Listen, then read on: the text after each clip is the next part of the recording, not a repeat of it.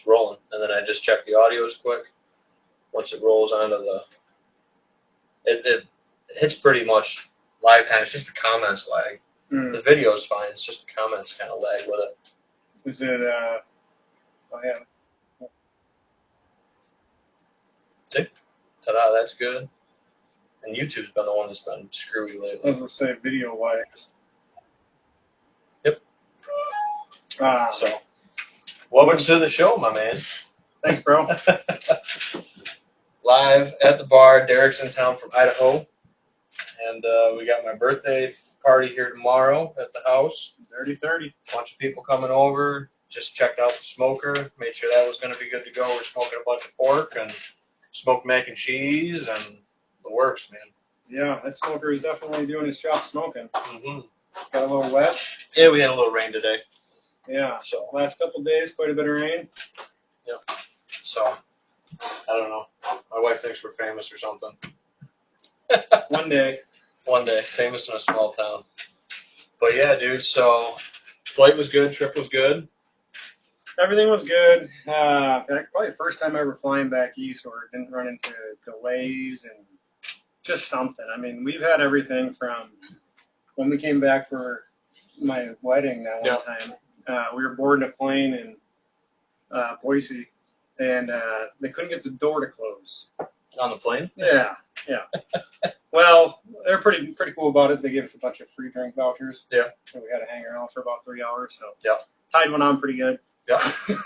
There you go. And then flew in. Ended up, getting in real early, which when you're drinking all night on the plane and back in early, and then you don't really have time to be hungover. Yep. And stuff. So it's kind of a odd situation. But yeah, like I said, this time went smoothly. Mm-hmm. We actually the flight from Spokane, where our layover was in Chicago, we had a pretty empty plane. Yep. I was able to kind of grease our way up until the seats right behind first class. Mm-hmm. I showed up and I was like, hey, I noticed this is a little hack for anybody as well. A little flying hack. If you notice, if you go to change your seat and there's like a bunch of open slots, mm-hmm. just wait until you're about to board and then ask the lady there, say like, hey, can I move my seat? Can I get a better seat? Yep. And 9 times out of 10, depending on, how packed it is, obviously. Well, that and the person you're talking to. Yeah. The lady's like, yeah, where would you like to sit? And I was like, one of the nicer seats in the aisle, and right. And she put us in like seat 7 right behind first class, which was like normally $138 yep. per seat. Mm-hmm. Got it for free. There you go. And I've been known to kind of do that a couple times. There you go. Well, yeah, going back and forth and stuff like that. So that's what's going to be all new for me, and maybe my wife should come with me to walk me through airports because. Oh, it's easy, man. Like I said, I got Ben coming out. We got to really figure out the dates. Maybe second week of September. Mm-hmm. Archery opens for elk August 30th. We have the whole month, chasing bulls around. Mm-hmm. Hopefully they're screaming pretty good. Yep. My boss already gave me the blessing, and my wife. Nice. So they said whatever I got to take. Yeah.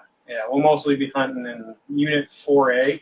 Yeah, that's what you were saying with the unit map. Yeah, so kind of an idea. There's 4A is up on the upper panhandle almost, just on zone 1. Yeah, so across the river, if you're looking at that, I kind of can show you a little bit better. I know people can't see this, but yep. So like where my house is right here on the border of Montana, I'm about a mile from Montana. Yep. The Clark Fork River separates Unit 4A and Unit 1. Gotcha. They're pretty close to being like 1, 2, 3, 4, blah, blah, blah, yep. All the way down to 64 or whatever. But they're a little bit staggered because like Unit 2 is on the west side panhandle, yep. over towards the border of Washington, and then, and whatnot. So we're going to be hunting mostly Unit 1 and Unit 4A. Mm-hmm. At that time, we're hopefully be chasing some bulls, but while we're at it, we can take a whitetail mm-hmm. while we're a muley. With archery. With archery, yeah. Yep. Yeah, and then archery goes to the end of the month. And then, let's see, I think it's October 12th, I think, is when it opens up for any weapon or whatever. Yep. Yeah. And as I was telling you before, I got a buddy that owns 80 acres butted up in national forest, Mhm. right from the. I mean, it's 2 miles from Right. the hatchery where I live. So we got a stand there. I got a couple climbers we can set up if we need to. Mhm. I'd like to have you come out and take a look at his property. And Yeah. I think, because he's wanting to, start growing some stuff out there. Yeah. Hold some animals there. Mhm. Because it is a major winter range. I And should the say. draws and drainages around that. Yeah, so everything up in the cabinets, Mhm. which is across the river, they kind of come down into the lower basin over into Montana. And everything that's behind us up on Dry Creek and whatnot, in that range into the Coeur d'Alenes, drops down north to where I'm at. Yep. And comes down into the lower lands, and then kind of winters up into Montana. Up they have like some higher field land up there, but they have to swim across the Park Fork River, which is kind of interesing. You see a lot of them swim in the river. Oh yeah. Oh yeah. Oh, yeah. Which makes shed hunting pretty tough, because one, it's thicker than shit where I live, compared to Yeah, where. you said it's one of the more timbered areas of the Panhandle. Yeah. It's mostly white fir, red fir, white pine, jack pine, stuff like that. You get your pockets of aspen, Mhm. or sorry, paper bud birch and whatnot, Yeah. and some aspens and stuff. And you kind of look for those, especially when you're like glassing up on a ridge, because there's water there. Oh, the wet seat, got it. Yeah. Yep. So what I like to do is kind of pull up Onyx or whatever, using Gaia or whatever, mapping. Mhm. You kind of zoom way in, and you'll see that. I'm sure you've The been on different Onyx, pockets and stuff. and you'll see like a lighter colored trees. Mhm. So I'll drop a pin on those. I think supposedly in Onyx too, they have a deciduous tree feature that you could turn on and off in one of the layers. I don't know how. I don't know how I'm pretty dumb. accurate it is for Idaho. Yeah, I'm pretty done with that. And also, a lot of it depends on what time of year they took those pictures. Right. And stuff, because, in our spring until like right now, everything's drying. It's pretty dry. And, they get people that pick on me in southern Idaho when I work down there. And, you're moving up north Idaho into the rainforest. Okay? I grew up, out here. Right. And stuff where it does rain once a week, Mhm. at least. Yep. You know what I mean? It's never, you might get a dry spout here for a month. Yeah, we had that dry spell in May this year. Yeah. But that was really about it, which is pretty super abnormal. weird. Yeah, it's abnormal. I mean, especially May. Mhm. Usually, April showers bring me flowers You and got it. whatnot. But yeah, so when you come up, it's going to be drier than shit. We'll probably, hopefully the season's a little different. I mean, we've already had a little bit more rain than normal. Mhm.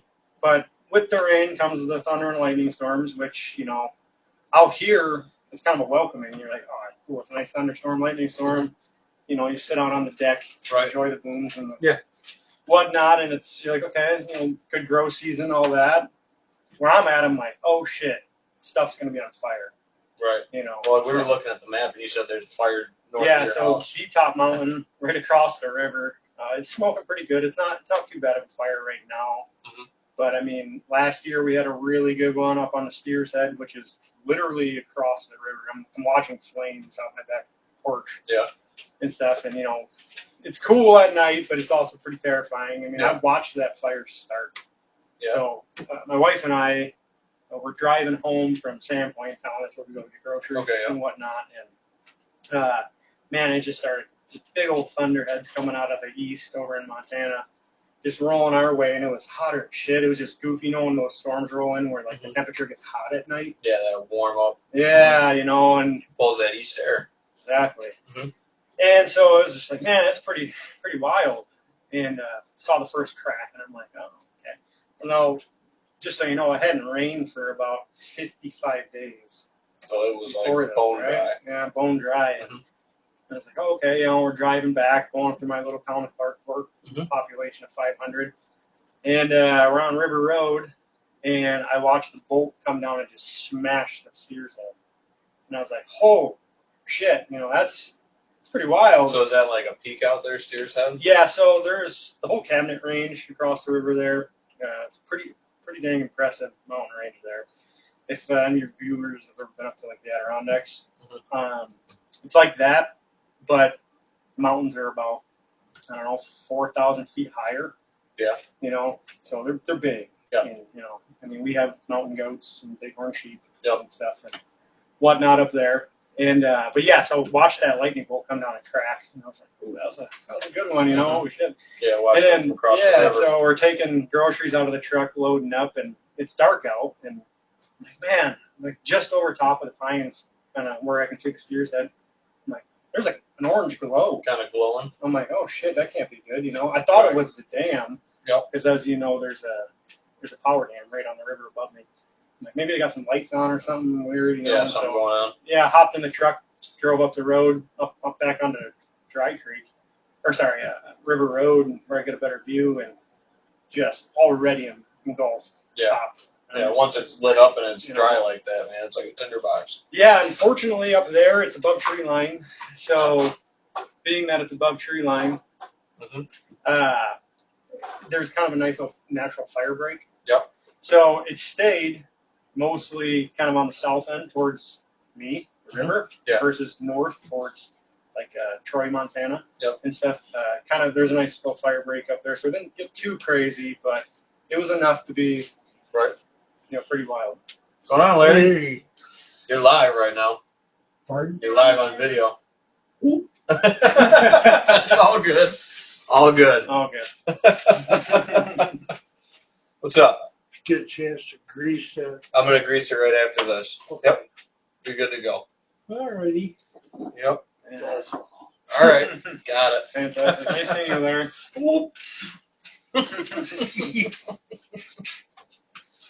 Yeah, but anyways, yeah, so that's pretty much what we're going to be, hopefully no real fires. Not seeing.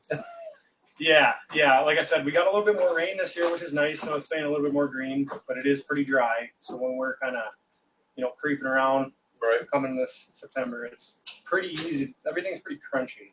Yeah. So, luckily with elk, it's not so much like deer hunting where you don't have to be super quiet. Right. Honestly, being What do you like think? They got to make a lot of noise in the woods. exactly. Mhm. So like a lot of times with elk, they get a little weird when you're really quiet. Yeah, it's like almost predator-like rather than. So Yeah. as you know, we have mountain lions and wolves and grizzlies and black bears and Mhm. whatnot. I don't know if I sent you those pictures of those grizzlies on my Yeah. trail cam and whatnot. Yeah, that's some big ones. And so what I like to do is I kind of don't try to be quiet. I mean, not being ridiculous, but there's times where I am ridiculous. So Right. I stomp in logs. Yep. Flipping shit over. Right. And and I've actually had quite a few deer come into that. Yeah. And stuff. Well, that's, I say that too, like around here, I just say walk and talk like a turkey, especially in the fall woods. Mhm. Turkeys are always talking here in the fall. Yeah. So, like, I'll carry a mouth call and, like, shuffle my feet when I'm going through the timber and make some yelps and some clucks and stop and scratch my boots a little bit. And you notice that, Dude, you can walk right up on deer. Exactly. Like I said, that quiet, like you said, that's a predator thing. Game animals are not quiet. And to be honest, man, most of the deer that I run into, because where I'm at, down low, it's all whitetails, and then as you climb up higher, around 4,000 or 5,000 feet, you start getting into the muleys Mhm. and whatnot. And so if I'm chasing muleys, I'm walking past quite a few whitetails, and I'll see them out of the corner of my eye, and then I Right. just don't look at them, and I'll just keep keep walking. going. Because Yeah. if I blow them out, then they're snorting. Yeah. And then everything's going. everything's gone, and then you hear the forest come down because there was a small herd of elk over there. Yep. And stuff. So just kind of, it's a game you play. Yep. And whatnot, and it doesn't always pay out. Sometimes you think you got to figure it out and whatnot. So what's like the elevation gain out there for where we're going to be? So I was actually pulling that up because I'm pretty low, and relatively speaking, in Idaho. Mhm. A lot of people think like you're in North Idaho, that's got to be higher. Southern Idaho is way higher than Northern Idaho, right? So like for instance, like where I'm at, we're sitting at like right at my house. I'm sitting at roughly 3,200 feet. Right. Which is tall in the Adirondacks. That's a mountain in the Adirondacks. Yeah, that's getting in the Adirondacks. Yep. And we'll most likely be hunting. So I got some spots. I mean, as you can see, He's got pins. Yep. I got some spots picked out. Well, we probably. I mean, a lot of it has to do with how hot it is. Mhm. Because those elk, man, they get into hell holes. Those big bulls, man, they're in just nasty alder devil's club like thickets where you're just, you shoot something and it runs down there and dies. You're just kind of like, oh my Yeah. You're like, how am I going to do this? Right. But before we get into it, I got something for you because I wouldn't mind having a drink. Okay. Yeah, absolutely. So I got two things. I'm going to let you pick left or right first. Right. Right, okay. I'm a righty. You're not. You're a lefty. I am a lefty, but I shoot right-handed. So here's your number right one. eye dominant. So we'll see if I know it. Okay. Yeah. So these are, I got you two things. These are all 7 Devils. These are all made in Idaho. This is in Ooh. Caldwell. This is a limited batch. There was only 5,000 of these made. Oh, yeah. Yeah, I've never had this. I've had just normal Caldwell. Okay. So 7 Devils is a range actually down by Riggins in Idaho, which is not too far south, about 4 or 5 hours. When I say like those distances, they sound like a lot to people. But that's But for out me- there, big country. For me to get to southern Idaho is about an 11-hour drive. Yeah. Right. You know, it's like Which you is could- getting longer. if you left here and drove 11, 12 hours, you'd be in Knoxville, Mhm. Tennessee. Yeah. You know what I'm saying? Right, exactly. Exactly. So, yeah, I don't know if you want to show So us. 7 Devils. Yeah. I don't have an Idaho one on the bar. Now I do. Well, you might have another one here. Too. That's fine. So, yeah, this I'm not is. picky. I'm going to let you crack it, but this Yeah. is straight bourbon whiskey. Yep. Like I said, I've never had it. I've had their normal whiskey. Yep. And it's. That's cool that it's the 98th year. Yeah, so they do a big rodeo in Caldwell every year. Gotcha. And Okay. so. So they do it for the rodeo, yeah. kind of promote it with it. Yep. And Sweet. they just actually partnered with this brewery. Well, it's not a brewery. It's like a distillery. Okay. Coning. So they do a couple other big ones, but they are all single source kind of Yeah. stuff. Yeah. Single grain, I should say. Yep. Yeah, good And that's the stuff. thing. It's all distilled in the distillery there Yeah. in Coning. So it's not like they bought MGP barrels or bought like Wild Turkey barrels. This is actually distilled It's Idaho. all made in house. Right. Stuff. So we'll crack that open if you want. Oh yeah, man. We'll get a little taste on that. I'm And, game for it. I mean, because I have like High West, that's out west, and then like Tin Cup out of Yeah. Colorado. But they source their whiskey. They don't distill it. Oh, gotcha. So that's, like I said, that's like MGP. Let's go get this over. Nice. That's just the cap. That's just the cap not coming off. But yeah, so this is cool that it's something like you said that it's not like Yeah. they bought the barrels from Kentucky and just shipped them Uh-huh. out and aged them up out there, which a lot of places do. In But- which, it's not always a bad thing if it's a good product. oh yeah, You know what I mean? Of course. 100%. But it is nice to, sometimes even when it is, in-house made, it Yeah. might taste like dog shit. But this won't. All right. It's quiet on the set for the pork pop, as we say. Wet Nice. pork pop. It's going to have a little bite. Got kind of a smoky smell to it. You want to serve? Thank you. So, starting the birthday celebration off with some Idaho bourbon. Yeah. I'll take it. Sweet. So the 7s, is that like a range down there in Southern Yeah, Idaho? like I was saying, so the 7 Devils is a gnarly range that's in kind of around Riggins, which is south of Lewiston. South of Lewiston, I guess you call it north of McCall, Mhm. north of, the kind of Cascade. People might be familiar with Cascade because it produces like some of the biggest perch in the world. Okay, yeah. Yeah, I mean, some girl last year just caught like a 3.5 pound perch out of the ice.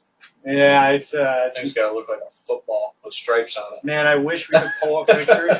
If you guys get a chance, look up. It's got to be a football with stripes, dude. It's crazy. So I'll get into it. My wife and I went down there last year with my boat, Yep. But if anybody gets a minute, pull up Cascade, Idaho perch. And just It's crazy. record class. I mean, so all right. So let's get a taste on this. Yeah, man. Cheers.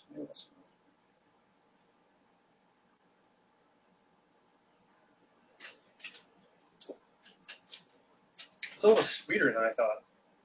Oh, I could groove on that. Yeah, it's very mild. Oh, It's got that back end. Yeah. A little bit of a. little bit of spice. Probably from the rye in it. Yeah, I like that rye though. A little bit of that rye. That Yeah, rye. it kind of lets you know you're drinking something. Yeah. No, absolutely. Yeah, that's pretty tasty. But here, real quick on Cascade. So like I was telling you, last year we took the boat out there, Mhm. and first time ever going out there fishing. Yep. not on hard, I've been out there once before on hard water. So you're but jigging in the spring or? This was summer, dude. It was Summer. hotter than hell. Okay. Well, going into summer, late June. Yeah. Yeah. So, but it gets hot pretty early down there. Cold as hell. It's kind of like the Adirondacks. How it's just like bitterly cold in the winter, and then it gets hot. But I mean, when I'm saying it's hot, it's 100 degrees. But dry. Dry. But either way you put it, 100 degrees is 100 degrees. If it's dry, or you know what I mean. Yeah. But 100's 100. the big difference is if you go sit underneath the tree where I live, it's 20 degrees colder. Right. Right. You go sit under a tree here, it doesn't really feel much different. Yeah, not when it's thick like it is today after the rain and stuff. Yeah. So we take the boat out. So how I kind of got interested, like, we were planning on going down there. We were trying to figure out the logistics. We're like, okay, we have a cabin, we get a hotel. Myself working for the department, we have a bunch of cabins throughout the state, right? Yep. And it's kind of a little benefit that they're all like, conservation officer cabins. The staging places for yeah. posts and stuff. Yeah. For posts, and then like some technicians doing field work out there. They can stay for a period of time, and they're, some of them have running water, some of them don't. But they're nice, right? Yeah.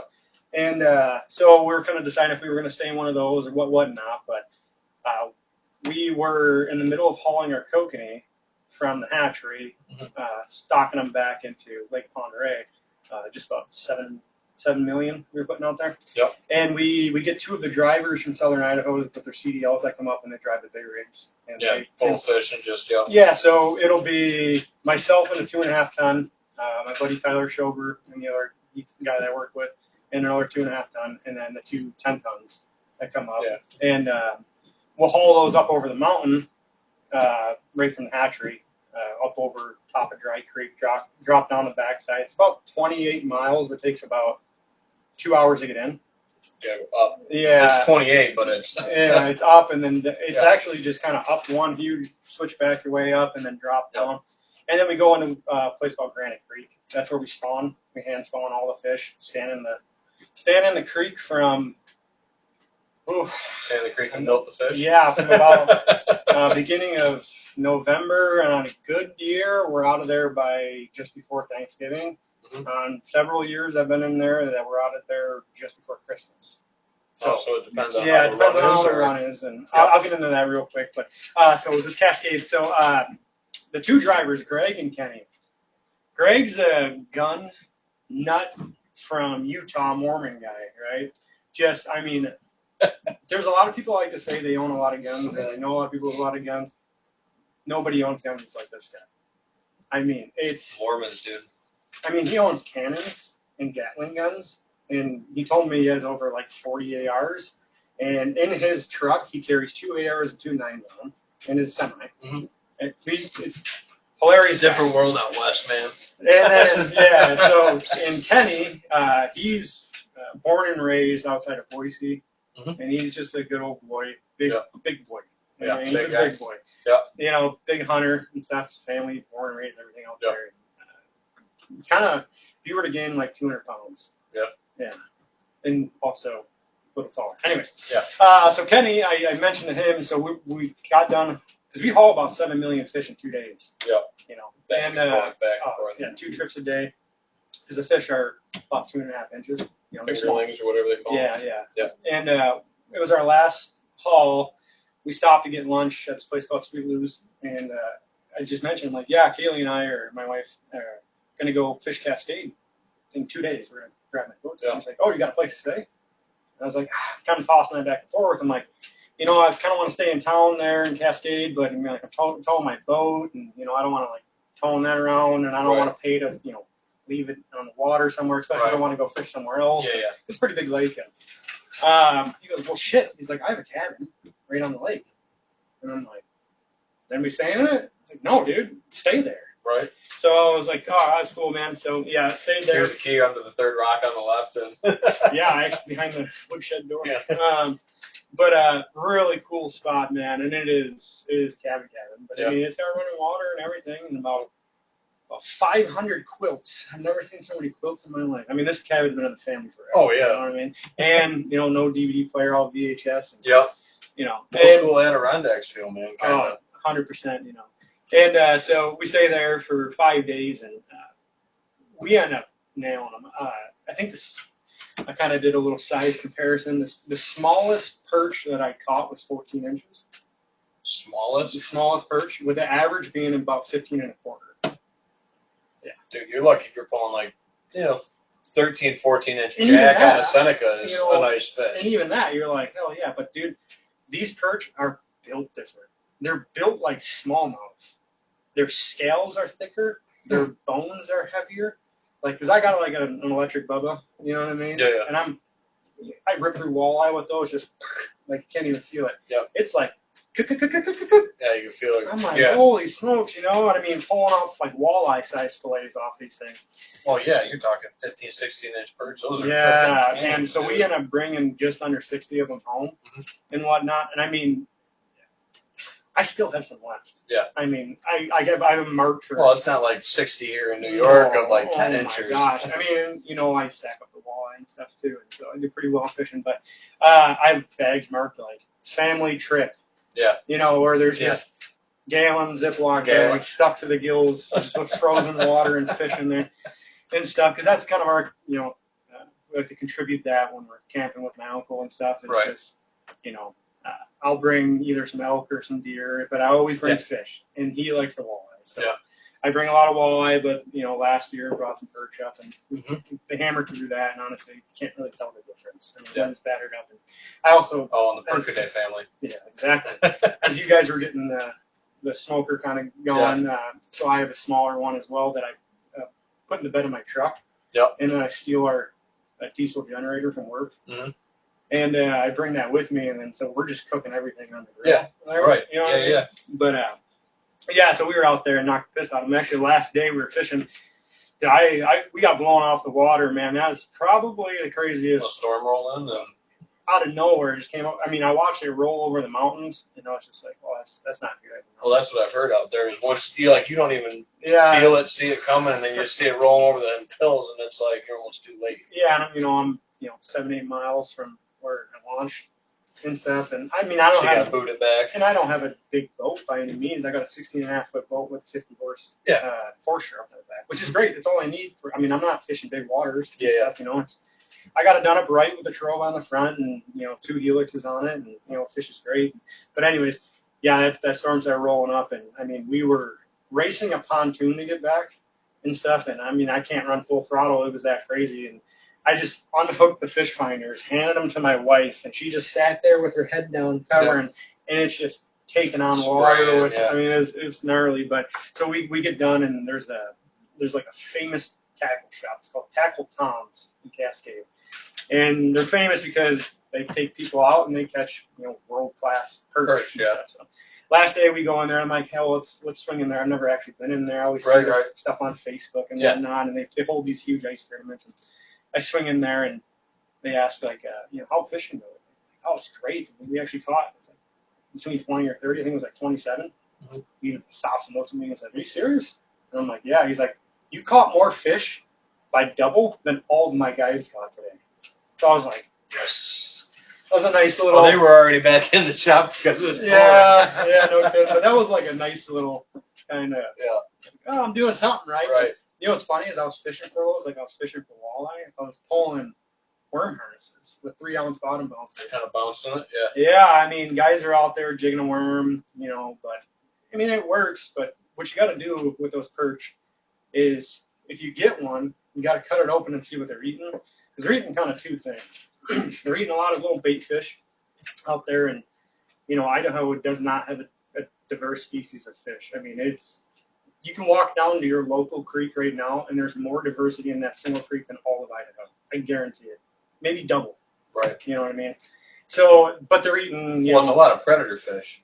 Yeah. It's mostly salmonids and stuff. So you're getting everything from bull trout, cutthroat, rainbows, kokanee. I mean, kokanee are they're kind of open pelagic fish swimming around with their mouth open, filter feeding a little bit. So but when you cut those perch open, you're either looking if they're eating bait fish or they're eating snails. Okay. So they're either jam-packed full of bait fish and snails. Now, if they're packed full of bait fish, a lot of guys are pulling 3-inch crankbaits. Okay. Or simulate bait fish swimming. Yep. Yeah, and if they're eating snails, they're dragging a worm off the bottom or whatever. Gotcha. So you kind of match the hatch with that a little bit and stuff. But Figuring that out, I mean, we literally just tied on a bunch of worm harnesses because I was like, shit, you know, I'm And like, just kind of slow roll them. yeah, at like 2 miles an hour, between 1 and 2 miles an hour. And when you look at the lake, you're like, okay, I don't really see this being much of a, you know, the bottom changing. But, you know, fortunately with like, you know, with those helixes and you get those like master chips, it's already mapped out for the most part. At least gives you a good idea and stuff. So I would find these like trenches that where it's like, you know, flat 16 feet forever, and then it dives down to like 36 feet. Like when we were fishing in Canada, when we found the channels ice fishing, same idea. Exactly.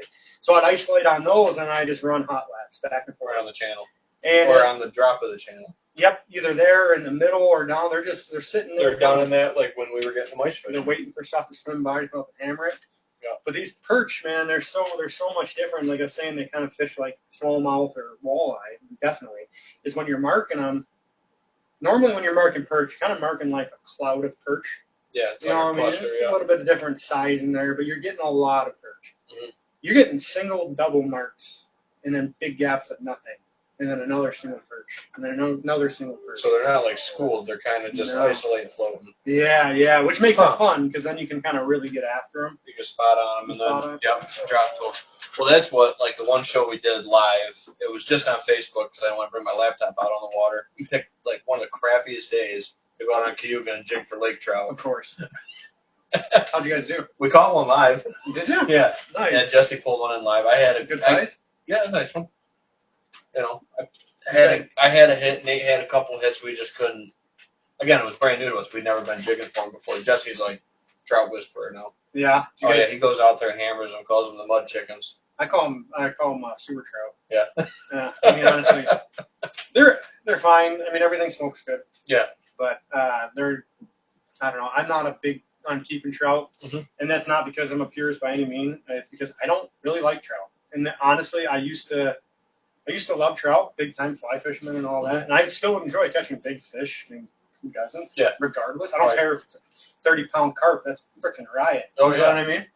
But I raise a ton of trout. Yeah. And when you're looking at them every single day, hell, I mean, I live at a fish hatchery. Right. So, and I stock all the fish. I stock roughly like 140,000 catchable rainbows a year.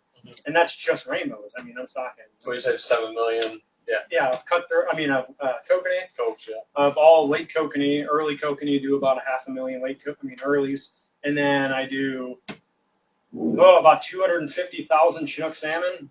I do about almost 2 million West Slope cutthroat, and then we do about 200,000 Girard rainbow trout. Which are pretty cool if nobody's familiar with a Girard rainbow. It's a strain of rainbows that comes from Canada. And it's in a very specific area. But these rainbows grow like ocean run steelhead. Really fast. I'm talking like guys are catching 30-plus pounders. Oh, gotcha. So the size is there, yep. I mean, they're ridiculous. Yeah. They're all spring run. They spawn in the spring and whatnot. It's the only time they close the season now for harvest is during the spawn of those things. But I mean, they're like, we'll go out in the boats and shock and whatnot. And we're mostly looking for bull trout, which is our native species out there, which is our protected species and whatnot. And I usually go out with a Vista. It's the power company. So a lot of people are not used to, like, out west, like everything's kind of ran by dams.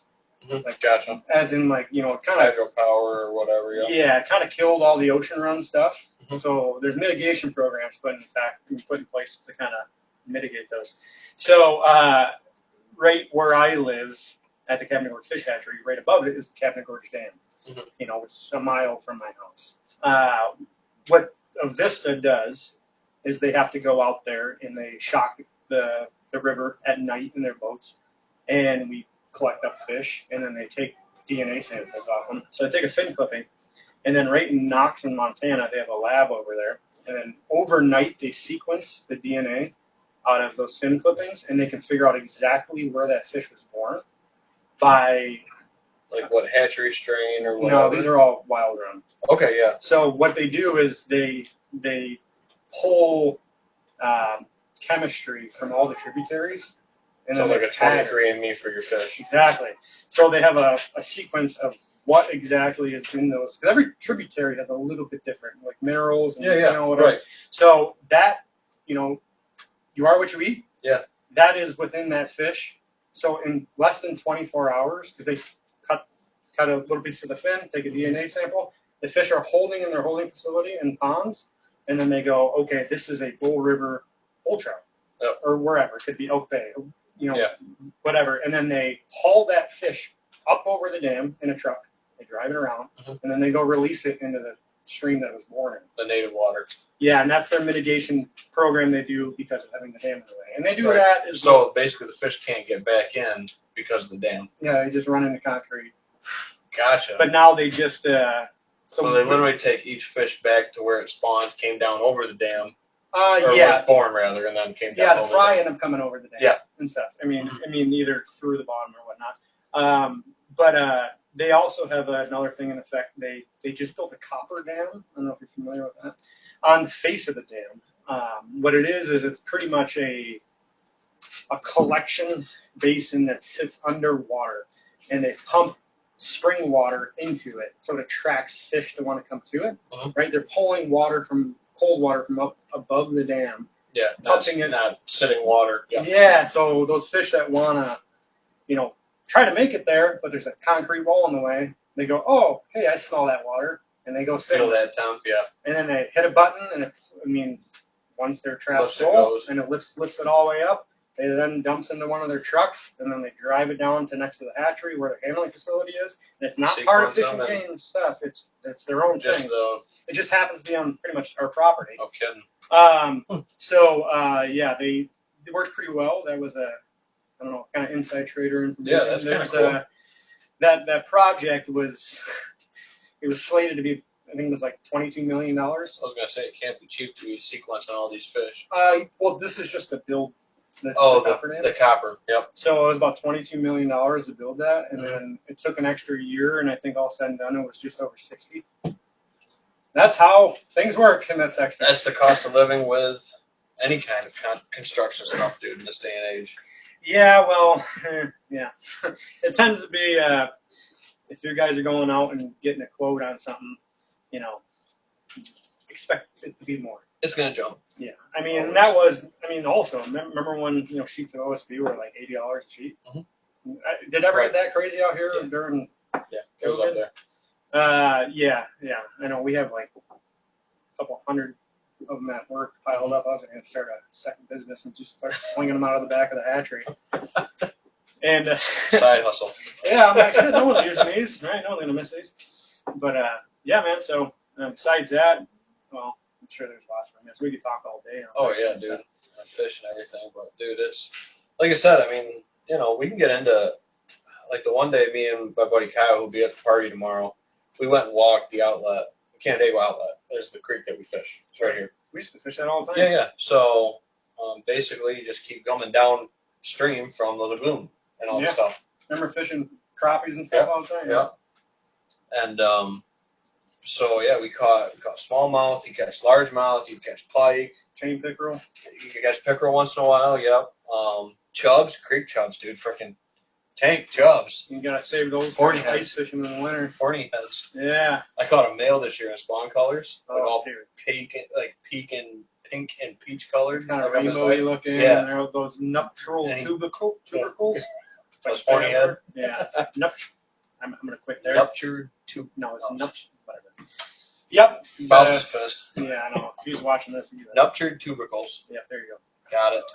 Yeah, sexual dimorphism. Yep, you got it. So there's your biology lesson of the day. Yeah. But yeah, I pulled that out of the water. Of course, he's in full spawn colors. He goes, "What the hell is that?" No kidding. Yeah, they're cool, man. That's yeah. Like I was telling you, I went swimming in Lake Erie yesterday just because back in the day, man, I've always been into fish. Yep. That's why I went to college. And right. Stuff. But so I was huge into snorkeling, right? I mean, I never got dive certified or nothing like that. It was put some fins and goggles and snorkel on. My place was underwater looking at fish, man. Yep.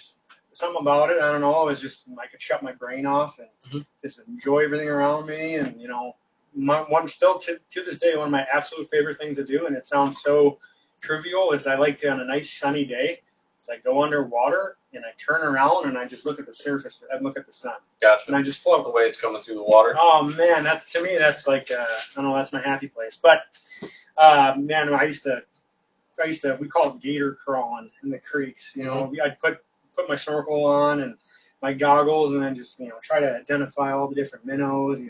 Rainbow darters and everything and stuff. And then I got into, I bet you I can get these to breed.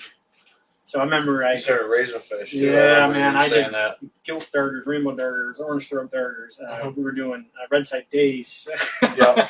I had at one time I had over 30 fish tanks going. Yeah. But I was also really big into breeding lake Tanganyikan cichlids and stuff and whatnot, and really enjoyed doing that. And fortunately, I had to sell everything when I moved, but it is what it is. Now I live at a fish tank pretty much. Yep. Can't stand the fish. Fishing for the fish I work with, but at least I don't have to work with people too much. Yeah. Well, that's the nice thing. And then, like you said, you back mountain sample sometimes up in the hills. Yeah. So actually coming up here, probably right. I kind of get to make the schedule, so it was nice. So if we wanted to, we could for sure. We can go stalk a mountain lake. Yeah. I'll slap some fish on your back. Yeah. We'll go hike up somewhere. So on even years, I think it's something like 23, and then odd years, it's 27 different mountain lakes I have to stock. So just so people don't get confused. I'm not bringing big old fish up there. Yeah, they're like fingerling size they're or way smaller fry. So they're about 1,800 fish per pound. Okay, so like fry. Yeah. So they're just going on feed. They absorb their egg sac. They're all buttoned up and stuff. And they're just going on feed, and they're anywhere from 2,200 to 1,600 fish a pound. And how it works is we take pretty much old milk bags. I mean, they're new bags, but they're old style. They're old plastic ones. Yep. And they got a big straw that comes off the end. And you put 1 gallon of water in there. You put 1 pound of fish, and then you fill that bag up full of pure oxygen. Now, you damn well better make room for elevation because pressure change. Oh boy. I mean, you'll have bags of potato chips explode in your pack as you're hiking up. Really? Yeah, yeah. And I have been pretty damn close to having bags of fish I mean, snare drum tight. Pour them out, and just boom, boom, and you're like, oh boy, you stab them with a knife and just, so you're putting them in your bag and you're like, man, these are really loose, like, boy, and then you get to, your bag's falling out and stuff. But, so it's the reverse when you go up, everything wants to expand, just like when you go underwater, everything, the pressure squeezes down. Implode versus explode. Got it. Yeah, so, like I said, we do all those mountain lakes. It's mostly myself and Tyler. We're responsible for stocking. And I stock from south of St. Mary's, which is about an hour and a half southwestish of Coeur d'Alene, I go all the way to literally the border of border of Canada, where I'm like, I can see the crossing. I don't know if you've ever seen a crossing in the woods for just two fence posts. Just a couple guys out there. And a couple guys sitting there. Sitting on a moose, just drinking. No. Hey. Yeah, exactly. No, they clear cut through the mountains. Okay, gotcha. Yeah, so I mean, there's towers and whatnot, and cameras, and get people crossing the border up there, and you're looking down and you're like, oh shit, that's Canada. Yeah. Because I always where the wood stops. To be honest, man, I always thought like, shit, who's stopping anybody and just going into the woods and just walking to Canada? And then I got to see like, oh, there's a giant line of no trees. Yeah. And turrets. Well, with cameras and stuff, because obviously they're not hiring. I mean, you could still, if you were gonna do it, you could do it for sure. I mean, especially under night, just go up there in a ghillie suit, or put that coon skin on your head and just start crawling through the grass. Although we don't see too many raccoons. No. It's weird. We get very times a year where it'll be like, we see a couple of dead coons here and there. We get them down at the hatchery, obviously. Yeah. That and skunks, and rarely. When I was down in southern Idaho, outside of Twin Falls, raccoons, skunks, and porcupines. You've never seen so many porcupines in an area that has so little pine trees in your life. It's all sagebrush down there. Okay, and, I mean, living on a fish hatchery, your responsibility is to be on kind of predator control and whatnot. And I mean, without if there's some sensitive people out there, there's a lot of feral cats. You got to take care of those. You know, I mean, that's just it's how it is. And just so people don't get too hurt, those cats are not your house cat. Yeah. They are bigger, meaner, and they'll come at you. And they're usually their faces are all ripped up, dripping snot, and they're gnarly. But yeah, I mean, we have to kind of dispatch about, you know, anywhere from 15 to 20 porcupines a year. Yeah. And stuff, because I mean, my dog's got hit a couple times. Mm-hmm.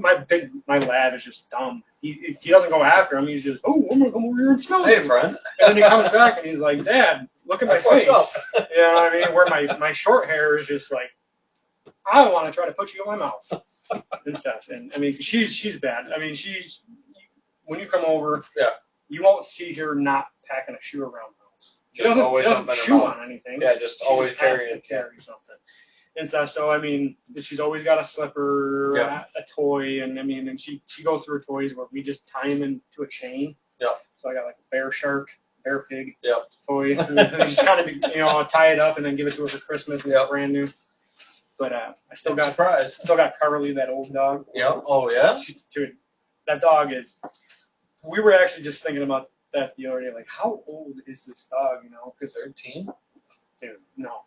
Older than that. Yeah? Yeah, because I had her well before my dad passed away. Yeah. And we got her right before we went on a trip to the Adirondacks, because when you're young and dumb and making stupid choices, you're like, I want a dog. I'm going to get one today. I'm not going to actually, think about plan on it. What am I going to do at this time, you know what I mean? So, as you know, like I've been with my wife now, it'll be 17 years in October and stuff. So we were 2 years into dating. Yeah, so she's going on 15, 16 years old. She wasn't a puppy when we got her. Oh, right.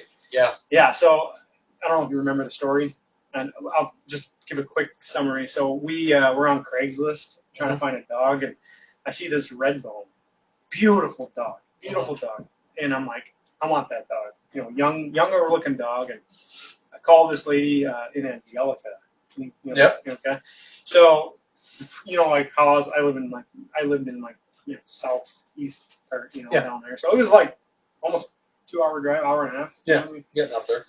For me, and I call and I said, hey, I'd like to come take a look at this dog. I mean, beautiful red one. I mean, look like purebred. I mean, gorgeous dog. She goes, yep, it's here. Come pick it up. And I'm like, okay, cool. I'm on my way. So my wife and I get in her Honda CRV and we start heading over there. And man, I'm excited about this dog. I've always wanted a bird, just kind of a bird dog, coon dog, and all that stuff. And I show up at this lady's house. Boy, let me tell you. There was a level of white trash of 1 to 10. This was a 15. I show up. And they Google image. There's crop the dog. Half a screen door. Not that the screen's missing. No, half the door's missing. And I knock on the door. Better airflow in the summer, man. Oh man, I tell you what. I knock on the door. The door's open because the hinge is broken, and I'm just greeted by a cloud of smoke, cigarette smoke, and I'm like, okay, this person likes to party. And then I start hearing, yeah, seriously, it was a weekday, and I just start hearing babies crying, hearing young girls yelling at babies crying. Cat ran out, I mean, this is like a movie. And I said, hey, I'm here for that dog you got. I want to take a look at it. And she's like, great, it's in here. And, she kind of forces me to come into her house unwillingly. I'm like, I can, look at it outside. Yeah. You know what I mean? And so. Yeah, no, you can bring them out. Yeah, that's pretty much. And my wife and I are just kind of looking at each other like, oh, this is like some. Waiting for the banjos to start playing, And she brings. We're sitting in there, and she's like, "I'll go get the dog," and out comes Carly. And Carly is a German Shepherd mixed with a Rat Terrier. Yeah. She has the colors and the patterns. She's on your Save the Date. Yeah, magazine. Exactly. She's got the colors and the patterns of a German Shepherd, but slightly bigger than a Rat Terrier, but feels disgusting like a Rat Terrier. Yeah. Kind of wiry, greasy, just. Oh. And I was like, this is a dog. I'm not telling her it's a good or a bad dog. This is a dog. And I said, where's that red bone? She goes, "Oh, I'm so sorry. Somebody actually just picked it up." You know. Yeah. And I go, "I just drove all the way out here for this dog. I didn't even, what Right. the heck? You could have called me and told me the dog was gone." And she goes, "Oh, but we have this one." At this time, I look over at my wife, after she pushes off all the McDonald bags and whatever's on the couch, and she's sitting down, and the dog's licking Kaylee in the face. And Kaylee looks up at me, and she's, "Oh, this is a cute dog," and I'm just like, "Yeah, sure it is." It's not what I wanted. Well, long story short, we ended up taking that dog home, and she promised me it was a puppy. She's like, "Oh, it's a puppy. It's going to get much bigger. It's going to get much bigger." Because I didn't want a smaller dog. And Right. I was like, "Okay, fine. We'll take the damn dog." And that weekend, we were actually leaving on a trip to go camping up in the Adirondacks. And we're hiking. I think it was Mount Marcy at that time. We're hiking on Mount Marcy. And I noticed I'm following Carly, and she's bleeding. I'm like, "Oh, this dog has his period." And I was like, "Oh, okay, maybe it's his first time." And, we dealt with that in the tent for a few days and whatnot. And then I was like, "Well, we should probably bring it to the vet and go get it, checked out and whatnot." And brought it to the vet, and they were like, "Yeah." I was like, "Yeah, I just had its period. I think it's its first period, whatnot." And the lady kind of looked at me. She's like, "No." She's like, "No." She's like, "This dog may have had puppies before." Now, granted, this is 15 years ago, 16. I have no idea how old this dog is. Right. But this year, it's finally went deaf. But it looks the same. Yeah. It's just as spry, runs around like a psycho, barks like crazy, way too much. Now that it's deaf, it barks more than it used to and stuff. Anyways. So, yeah, it's been a minute. Absolutely. Brandon Colbert tuned in, said, "Boy, ain't that sight for sore." I said, "What's up, Tut?" "Oh, hey, buddy." He'll be here tomorrow. "Oh, sweet, man. Yeah, it'll be great to catch up with you." I think he's bringing some of the smallmouth we caught up at Redfield Reservoir. Bringing up Salmon River Reservoir. Bringing up some green perch for us to give a try. Hopefully they were caught out of cold water. Oh yeah. And they don't not match. No, we left all the larges. We threw all the larges back. Yeah. And that's the thing, dude. It's a weird lake. We were catching, and we didn't scale them, but we're thinking probably 4 or 5 pounders, like solid, nice largemouth. Oh, okay. Largemouth. Nice. Okay. But the smallmouth, dude, the 16-incher is a good one. I mean, like, honestly, you don't get them. They don't get the size up there. People like to be sizist on certain things, but I mean, like that's like even for me with walleye. Yeah. I do very well fishing walleye where I'm at, but I throw back everything over 20 inches. Yeah. I don't keep it one. And I know this is kind of a. Well, it's the whole eater size Yeah, mentality. well, it's a whole. I like to let them grow. Mm-hmm. I mean, I'm catching, and I'm nailing the piss out of them in the spring. Yeah. Stuff, and I'm catching these big breeder females, and like people aren't like I don't know if they know how many eggs are in a walleye. There's a lot more than you think. Tens of thousands, right? Hundreds of thousands. Okay, and so you're keeping big 26-inch big old female. I mean, like they're gonna keep her fine. Let her at least get her post on. Yeah. You know what I mean? Like let her do her job. Yeah. And stuff. Because I like early summer or something after the spring spawn. Yeah. Exactly. So I mean, like I like keeping big walleye-ish 20-inch right there because everything from about, to be honest, 14 to 20, it's about as good as it's ever going to get. Right. I mean, granted, you're going to yield more meat on a bigger fish, and they still taste great. I'm not saying they taste bad. They taste fantastic when they're that big. But I mean, if you're having a hard time where you're only catching one, 2 fish, sure, keep whatever you catch. Right. I mean, if you got a family to feed and you want to feed yourself, I'm not knocking anybody on that. But I can go out there and I can do pretty damn well catching, a whole mess of 18, 19, 20, 14, 16, into that range. And I do great doing that and stuff. So I'm like, hell, why would I want to keep the big ones? I'm trying to, I've been on the hunt recently.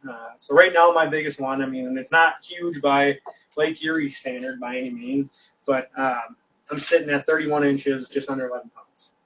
That's a big fish. That's a big walleye. Now, granted, out of Lake Ponderay, which is the lake that the Clark Fork River drains into, which is underneath scrutiny right now because they're spending millions of dollars a year setting gill nets trying to kind of combat lake trout and walleye because they're in love with their kokanee in their rainbow fishery, which, just so people know, none of those fish are native to that lake to begin with. So they're prioritizing one non-native over another. It's like everybody's saying we got to save the pheasants. I'm like, they're not even from this country. Exactly. That's my thing. You know, and I'm all for the sport of it. I get that part of it, but, you know. Oh, for sure. We could go down that rabbit hole, but, you know. Yeah, well, we might as well dig into it a little bit. Well, I mean, I can get into it. Dude, I like, you know, grouse hunting. I'd probably rather grouse hunt over pheasant hunt. You know. Pheasant hunting is pretty awesome too. Well, you got better pheasants than we do. Yeah, but they're all. I mean, they're not native. I mean, do they? Now in northern Idaho, there's no pheasants. It's all grouse. It's all grouse, rough grouse, spruce grouse, blue grouse. Different habitat. You're on the grassland. Yeah, it's all you know, coniferous forests and stuff like that. When you get up real high, you start getting into spruce grouse. And I don't know if you've ever seen a spruce grouse. You see a little different. They got a more ruffled neck actually. No, that's a rough grouse. Okay. Spruce grouse are more kind of black and white pattern, and they have the color is unbelievable, bright, vibrant colors on their faces and stuff. And those blue grouse are kind of look roughy-ish, but big bodied.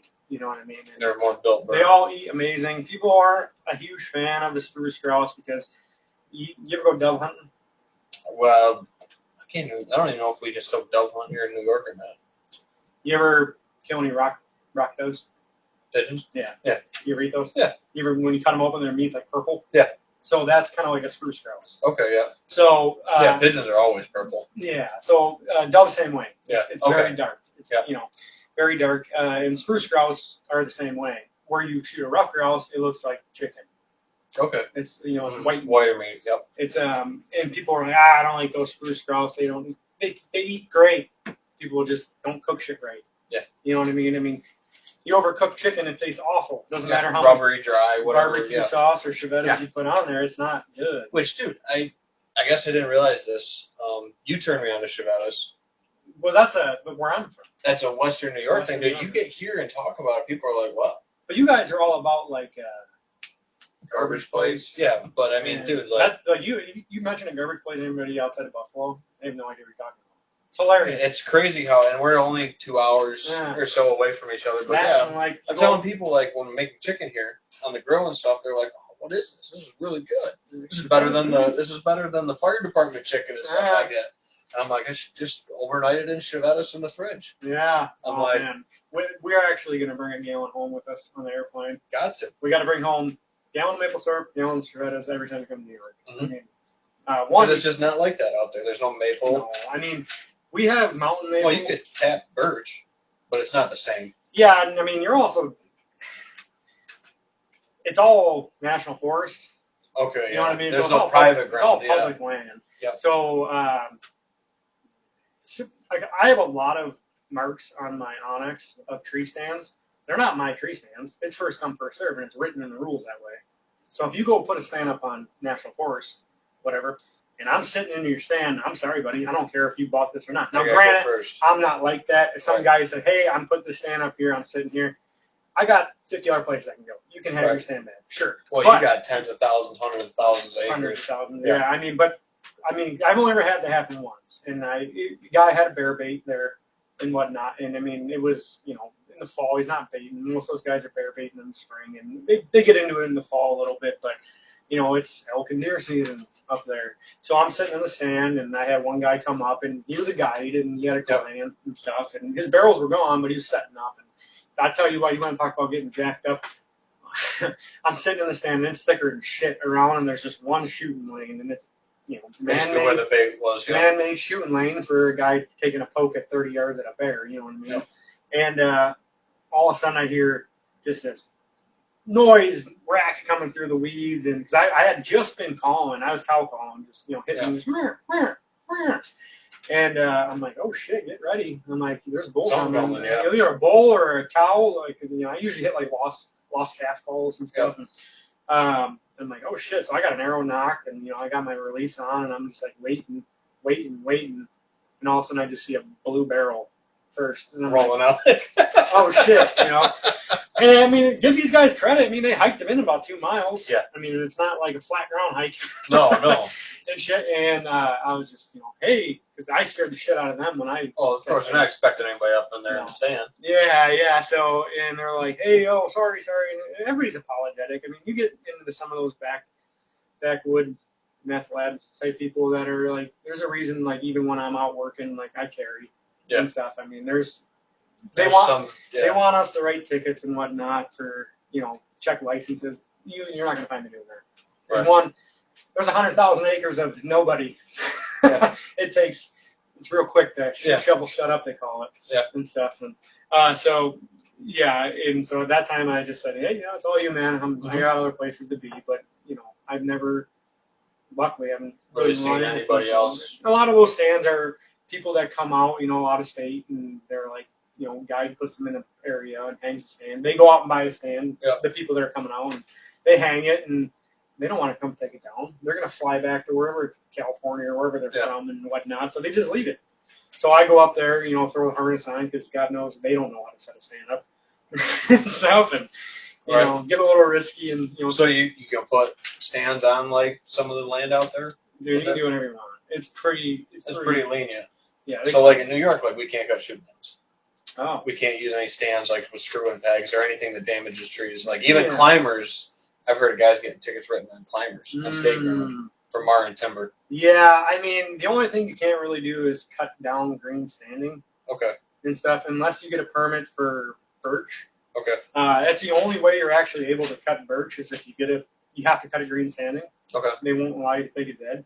And it's a little, so like I get a tree cutting permit every year, and I'm allowed so many cords, you know, and it's cheap. It's like $10-15, and I can take like 8 cords of firewood out of the woods. Full cords, not face cords. Yeah, full cord, 100%. I mean, you gotta make sure you write it down. I mean, I've never had once anybody ever check me on my tag, but I tend to be an honest man on that and stuff. But so anyways, for setting stands, like I saddle hunt now. I just got into that. I remember I was talking to you about that and stuff, and I've yet to kill anything saddle hunting and stuff, but I actually was using gas, and I know that people are kind of mad.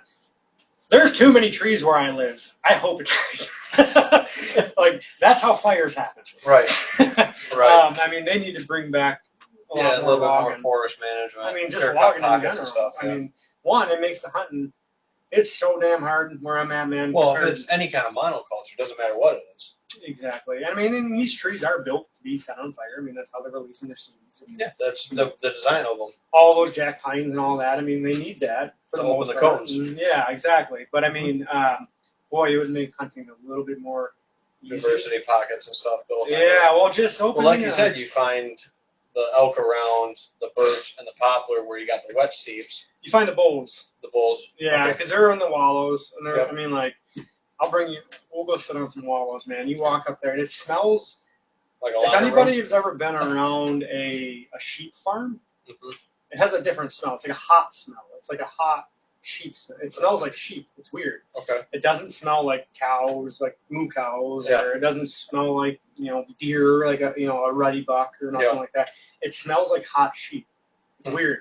And you'll get in there and you'll smell them way before you see them usually. You'd be like, and it smells hot.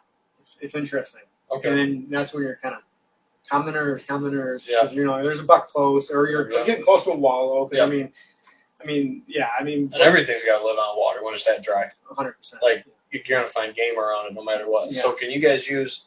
Because is it Idaho that did the trail cam ban? Or is it one of the other states? I know there was another state out west that banned trail cameras completely. Because people were putting like 40 on a wallow.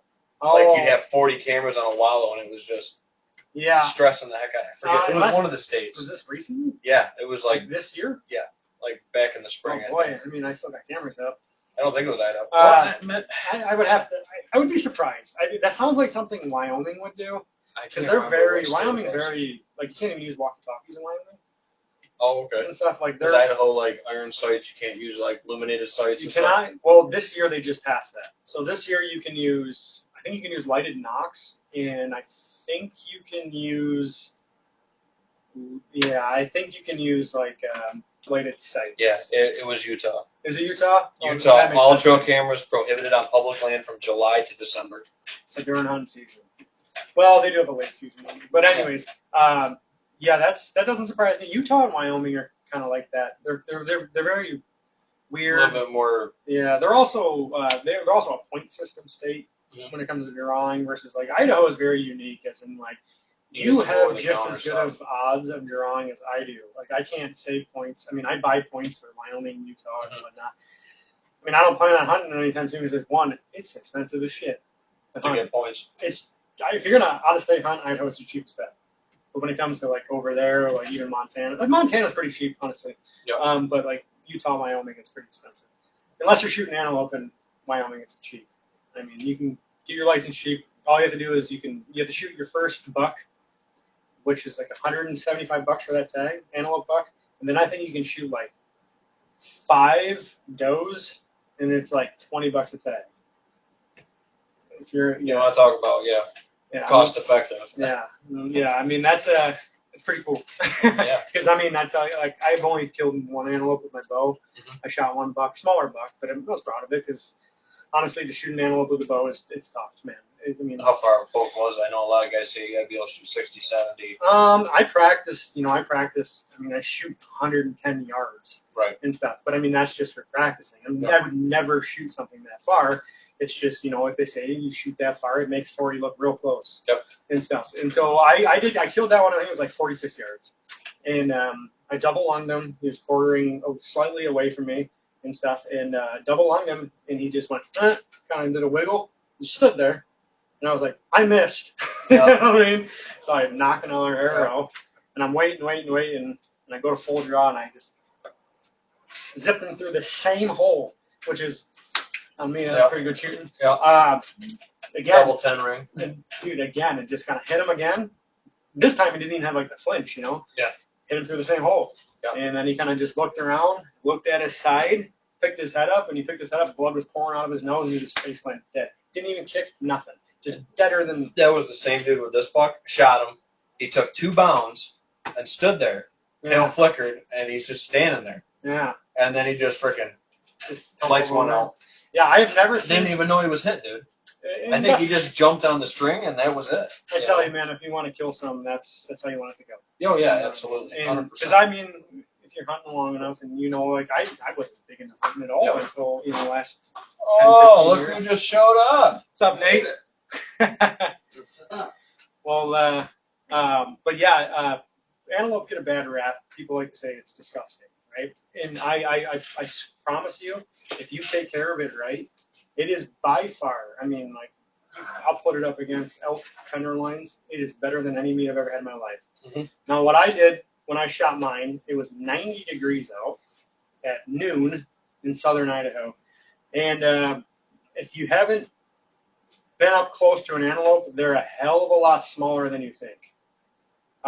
Just like Body-wise, they're tiny. They're Okay. tiny animals. So, like, if you watch them on a hunting show and guys are out there, or hop on. like, come on in here, Yeah. Nate. Let me do your thing. But Just put your stuff on the chair. Oh, you got boxes for me. Yeah, I brought you boxes. What a guy. nice.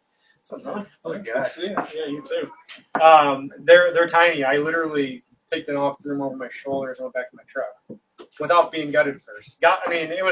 I was pretty close to my truck, fortunately. Yeah. A couple few hundred yards, and probably 500-600 yards.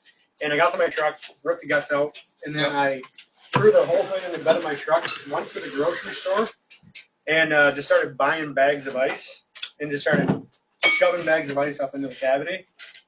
And by the time I drove just about 2 hours to get home, it was ice cold to the touch on the outside. Hung it up in the garage, took it apart that night, cut up everything, and shit you not, I turned everything into steaks. Okay. I mean, I could take a roast and cut it with a fork, pretty much. I mean, it's a little bit of exaggeration, but it's pretty damn close. And it wasn't like you're eating a steak and you're getting shit stuck in your teeth. I mean, it was like melting. Right. It's absolutely fantastic. So don't let anybody tell you that antelope are gross. You got to take care of it right. You got to get it on ice as fast as possible because it is hot as shit. So we were talking to our processor, and he was pro ice, but he's very much anti washing them out. So I left the ice in the bags. Yep. And That's what he said too. Yeah, if you're gonna chill them, you gotta chill them. I mean, and I agree with that. Mhm. You know, for Water sure. breeds bacteria. Water breeds bacteria, and I like there to kind of get a crust over time a little bit. You know, kind of just seals shit out and stuff. Mhm. Plus, like, Yeah. you know, especially if you're in flies and whatnot and all that yummy stuff, and get that extra protein of rice on there. Yeah. Let me give you this though, because I need another one. Oh boy. Here's another one for Ben on his birthday. Yeah, so that one's me. Idaho. Caldwell, Idaho. So this one is called Up North Distillery. It's this is in Post. Brandy. Yeah, that's why I asked you earlier if you had brandy. This is in Post Falls, Idaho. This is the closest brewery to me. Yep. I've actually only ever had their whiskey, and it was tasty. But this one is, when you read it, Barrel aged apple brandy, 3 years. yeah, I'm guessing it's going to be a bit sweeter for sure. Oh Obviously. yeah. I mean, but it's still, they still got it only cut down to 80 proof. Yeah. It's still gonna pack a bunch. For a brandy, I mean, usually brandy they cut them at like 60, Yeah. 50, 60. Yeah. So I was trying to get to the brewery before, but I was out stocking fish and did not have time. But yeah, we got a glass here. Yeah, what one of these? What were you stocking? At this time, I was actually stocking West Slope Cutthroat. It was our leftover brood stock.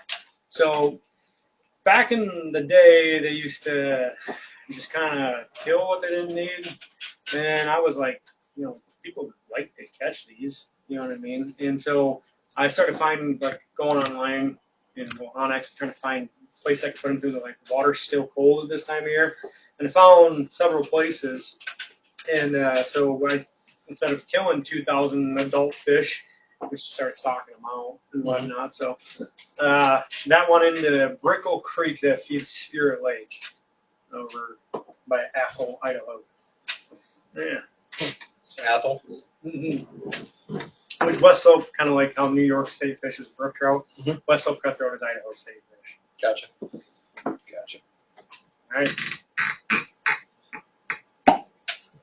Nice. Ooh, Not as wet and nice as the other one, Yeah. but a little brandy. Been a bit since I've had a brandy. Yeah. No kidding. Did you cook with brandy? You can. Brandy wine. Brandy wine? I don't know. But yeah.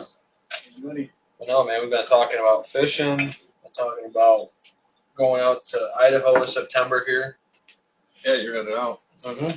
Gonna try to chase maybe some whitetails, and then chase some elk. Hopefully, we got from August 30th till the end of September, and then the season shuts down for 2 weeks, and then opens back up for any weapon, like rifle, short range. So that's just bow season. Yeah, just archery. Cool. Definitely smells. Cheers. Well, you definitely are gonna get that maple sweetness probably. It's got a bite.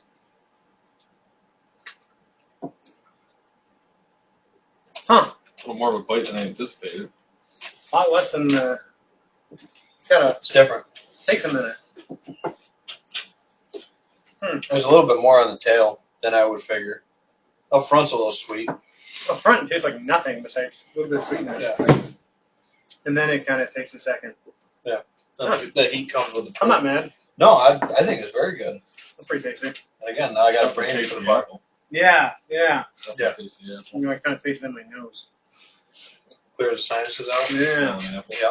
Smelling apples. So yeah, so added some actual like West Coast, well, not West Coast, but you know, Yeah, west of the Rockies, Yeah. you know, stuff out here that's actually made in Idaho too, which is cool. Yeah, this is kind of same boat where it's all made right in Post Falls. They do, you know, whiskeys, bourbons, and I think they might do gin, maybe. I'm not too sure, but small place though, very small place. Yep. Absolutely. Yeah. Sipped and enjoyed, distilled and bottled in Up North Distillery, Post Falls, Idaho. Yeah, it's about an hour and a half from my house. Yep. I don't know. It kind of also seems like everything's an hour and a half from my house. I mean, yeah, Sandpoint's about 45 minutes. That's where we get groceries and whatnot. And then if we want to go to a Costco or something like that's in Coeur d'Alene, that's about 2 hours and stuff. I'm a big Costco fan. Yeah, hell yeah, dude. Yeah. And now you got a kid. Yeah, well, that one in Rochester, Mhm. Henrietta, wherever the hell it is. Yep. Up that way. They're sweet. Oh, they got the best Oh, beef. dude. They're okay. Their Yeah. steaks, strip steaks, like this thick. People don't believe me when Like I tell just them be, that. dude, it's the best. Beef. Yeah, I'm like, For the price, best beef. Right.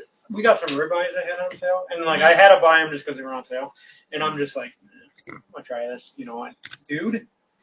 The best store-bought meat I've ever Oh, yeah. had. I mean, without a doubt. And you're like, Costco, it's like a chain It's mega store. To us, it's like around here, it's like comparable to BJ's. Yeah. You know? Okay. Yeah. Yeah. Right. Yeah. It's a big, huge wholesale kind of thing. You know? Yeah. Yeah. Hell, if you got a family to raise, Costco. But yeah, I love their steaks. Yeah, their steaks I are don't great. even beat 'em.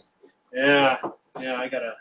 Every time I go there, it's like, oh, I gotta get a few things, and you're like $300 later. Yeah. You're like, how did I Doesn't spend take that long, much man. money? Doesn't take long for anything anymore. Yeah.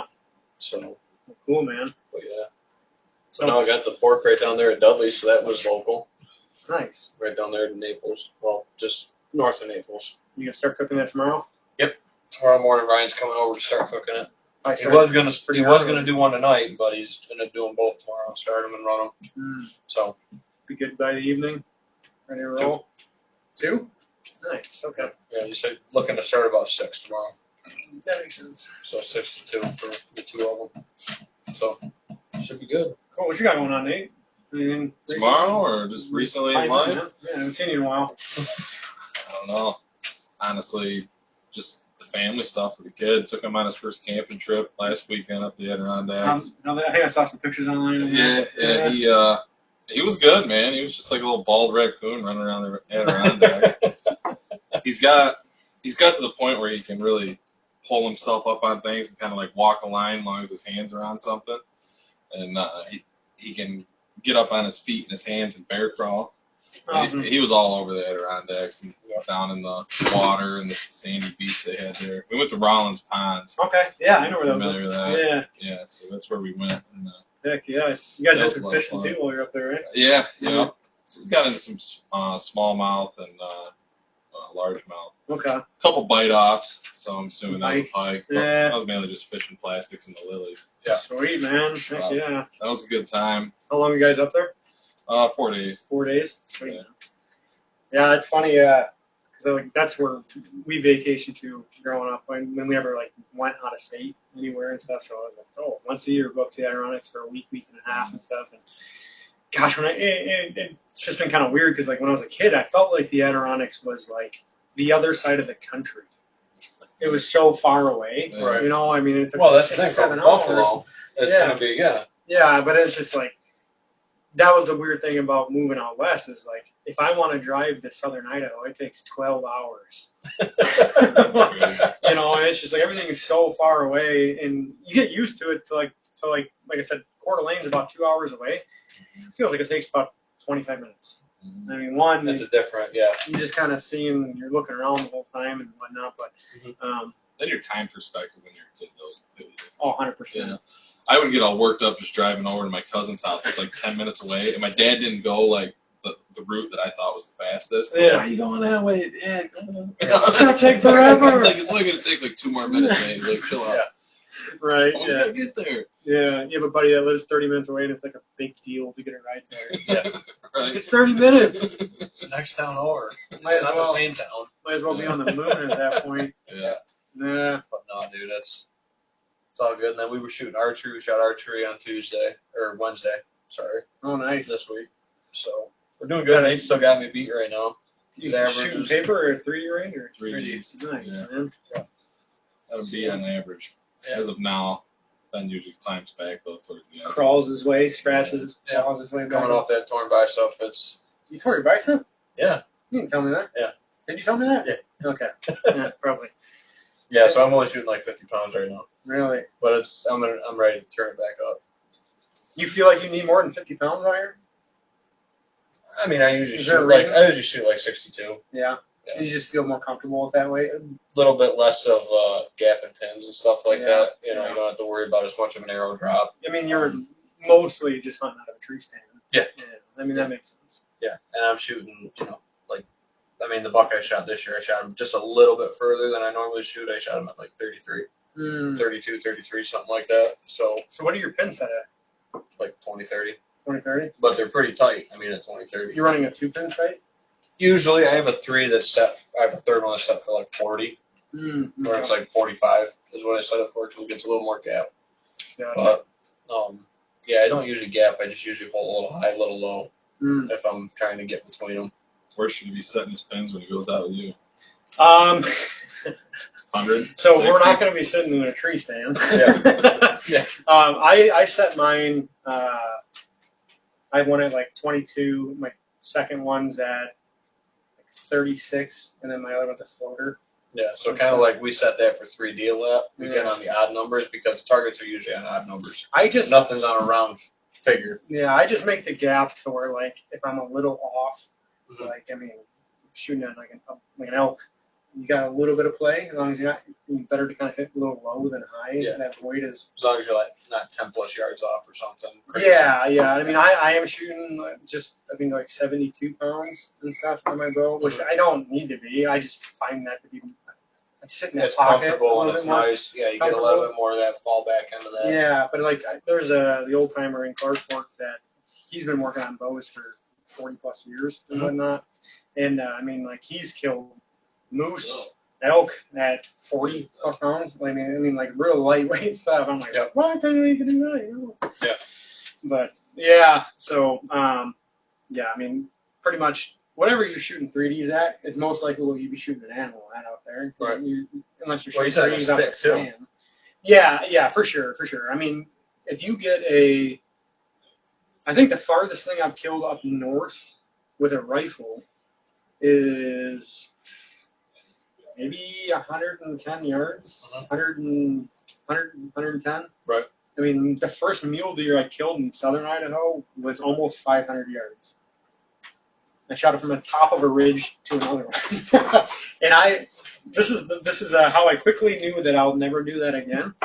So I was with my Mormon buddy that's from Utah, and we went out shooting earlier in the year. He worked with me as like a tech, and he big time shooter and whatnot. He got me all sighted in and whatnot, exactly how many clicks and everything. And so he's ranging it, and I think it was like 480 something. You know what I mean? And it was a nice buck. I'm laying down, and I have my gun on my back, and no wind, nothing. Everything was perfect. And I was like, holy shit, that's far away. You know, I crank it all the way to 12. And I'm like, looking in, and I'm like, I mean, I can see the shoulder and whatnot. And he's just like, okay. He's like, I want you to put it about 16 inches high above its back. And I was like, oh, okay, I can do that. You know what I mean? I've never shot anything remotely that far. Oh, yeah. So like I was saying, this is how I quickly knew that, you know, I'm not doing that again. I shot it, and then in my scope, I see the back legs go up. And I went, holy shit, I hit it. If you ever have to say that, you know you shouldn't be shooting. It's a foe. Yeah, you know, you probably shouldn't be shooting if you're surprised that you hit the thing. Right. And so yeah, I was, holy shit, I hit it. And then he's like, yeah, it's down. I mean, it's face planted. And shot it with a 7mm. And yeah, and ever since then, I've never shot anything remotely that far. Right. And stuff. And I mean, where I'm at, it's if you get a 100-yard shot, that's you found a lane. Yeah, gotcha. I mean, I've been archery hunting, have bulls run up to me that are 10 feet away, just screaming, pissing on themselves, raking the ground, thrashing, big old 5x5s, ripping little trees out of the ground. And you want to talk about feeling this big really quick. And I mean, like, I've been I'm sure they just I've been so freaked out that I haven't even been able to draw my bow. Right. Because I mean, just coming there right it on. sounds like a horse. Yeah.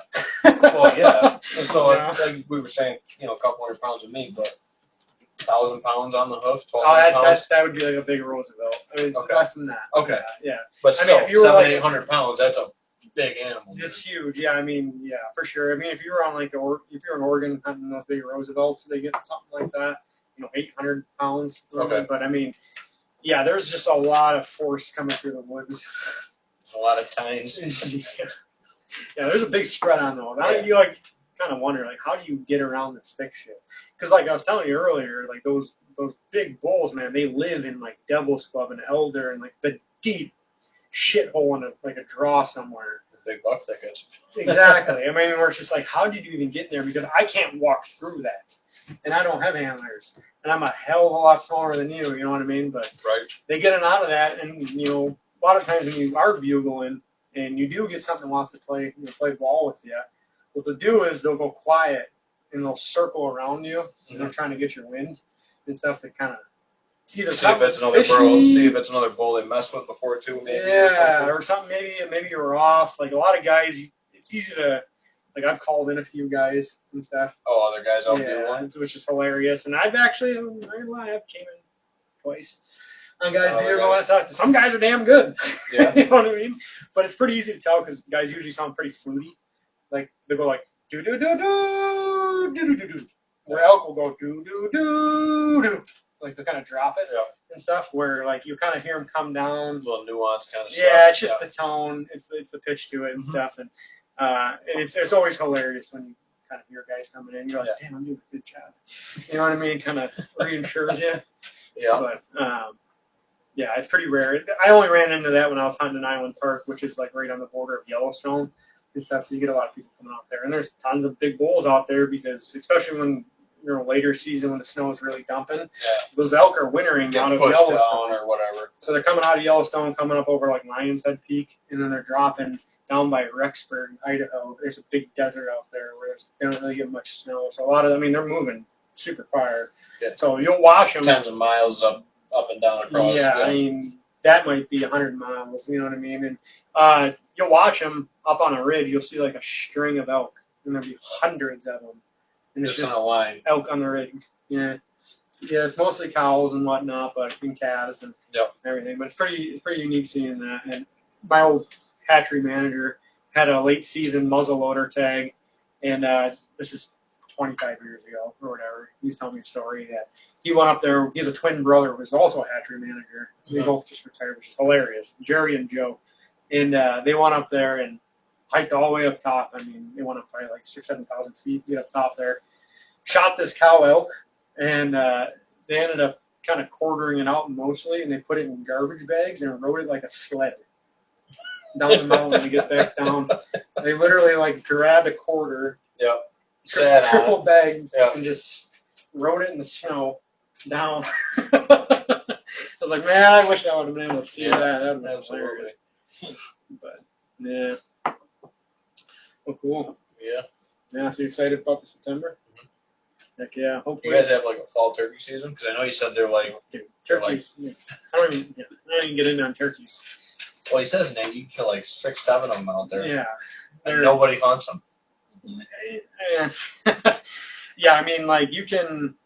Yeah, I mean, I usually go out, if I do, and I'll shoot like 4 or 5 at a time, just off the railroad tracks out of my truck.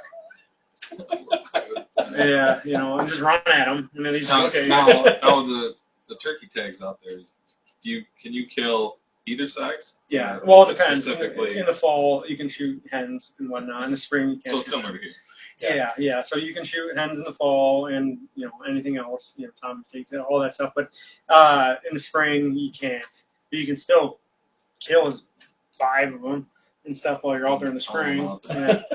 My uncle actually just got back from South Dakota. Well, just got back this spring. He went out to South Dakota and on a turkey hunt, and he said that was a whole different world out there in South Dakota. Yeah, yeah. I've only been out there pheasant hunting, which was it's an experience and stuff. I mean, I heard the Dakotas for dude, when you have an entire field of thousands of birds lift off, I mean, it's like a helicopter. You feel it? Oh, dude, it's crazy. Yeah. I mean, it's if you're into bird hunting, which I'm like, honestly, like that's my passion. I mean, well, I don't know. Archery hunting elk is probably my favorite, but right there is like chasing chuckers with my short hair, like out in the desert, like through some hoodoos or some nasty country and stuff. Like that shit gets my blood going. Like, oh man, when you're like getting on a covey and that dog's locked up, and you're just like, you know, the dog's hundreds of yards away, and like I got a GPS collar because she runs pretty big, and like it's set to where she's locked up, it'll beep. She's on point, and it's like dog's on point. Kind of work up there, and she's just quivering, you know, just not moving, just standing about there. ready to lose her stuff. You know, and guys they get so caught up on their dog being, you know, steady to shot, and until they release it and whatnot. And where I'm hunting, it's just like it's pretty gnarly public land. It's not fields. It's, desert sagebrush with a lot of big canyons, like I said, hoodoo rocks and just gnarly shit that, like, when I pull the trigger, I want my dog chasing that bird. Cause Yeah. like, You might lose it. oh, dude, you can shoot. Like, I've been out in the Jarbridge, which is in southern Iowa, on the border of Utah. Well, it's pretty close. All of the big bulls, all the elk come in winter out in the Jarbridge Desert, but there's a canyon there where, I mean, it's like you might as well be in like the Grand Canyon. It's just not as wide, and it's super deep. And I like to hunt the tops of that when I'm down there because those chuckers, they feed up top and then they go and roost on the rocks. And you can't get to them. I mean, there's literally like I'll be standing looking down and I look down and there's a family of bighorn sheep below me, just Down in the staring up canyon, at you. come on.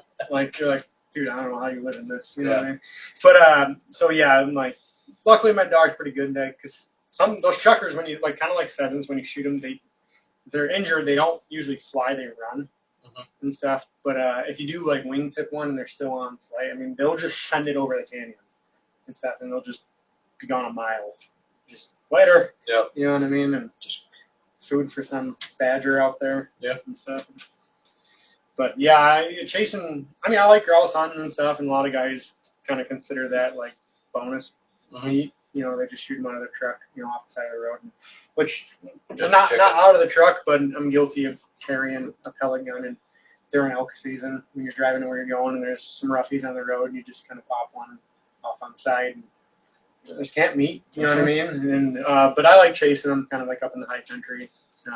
Roughies are usually lower, but spruce grouse and sage. Spruce grouse and blues are up high, and they're kind of fun to get after with the dog. Yeah, like hunting dogs. Oh yeah, dude. Oh, cool. How long have you been doing this? Hour and a half. Oh wow, you just never shut up, huh? Oh, dude. Just I all think talk it's great. about. I think it's great, but Cool. yeah. Well, let everybody get back to their daily. Yeah. 6:20. 3:20 in my house. Yeah. But yeah, so yeah, I'm really looking forward to tomorrow and stuff like that, and then obviously September. So Yeah, birthday boy. Yeah. 30-30. Big 30. So is tomorrow your actual birthday? next week, but this is the closest I'm allowed to do it to Sauerkraut Fest. So That's right, because next weekend's sauerkraut, isn't it? weekend before, yeah, which of course is their spring Yeah. one. Yeah, we got one more weekend in July, yeah. Is that sauerkraut the full Saturday, Sunday? Friday, Saturday, Sunday? That's like Thursday, Friday, Saturday, Sunday. No, yeah, they really get out. Saturday's the big day, though. Saturday's the big one, the fireworks and all that stuff, the Yeah. big bands and stuff. You Yeah. like tractor pull and whatnot?